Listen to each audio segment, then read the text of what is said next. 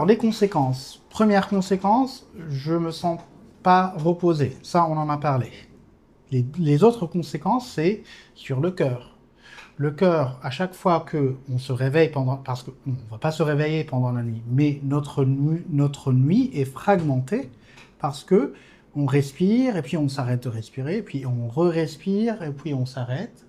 Et donc le cœur, lui, c'est comme si on lançait et on le relançait, comme si on le réveillait plusieurs fois pendant la nuit, ce qui fait que pendant la journée, il a une fonction qui est moins bonne par rapport aux gens qui le reposent bien sur toute la nuit.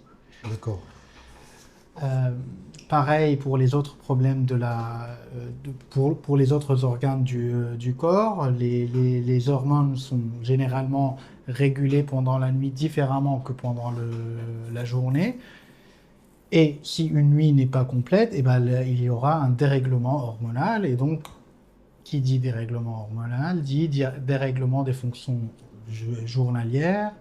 Et donc, entre autres, par exemple, l'insuline, qui est une hormone, dérèglement, et donc dérèglement du diabète. La tension, tu m'as dit? La tension artérielle, ça tombe dans la même catégorie du cœur aussi.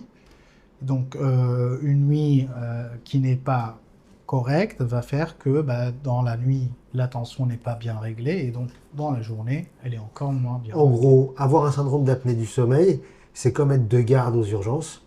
C'est-à-dire qu'en fait, on dort pas, on dort pas. Donc, c'est une alternance de sommeil et de stress. Ouais. Et le stress, c'est de l'adrénaline.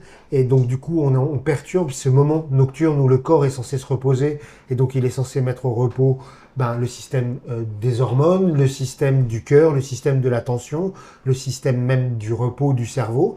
Et donc, en réalité, on est stressé H24 et ça a un retentissement sur tout le corps.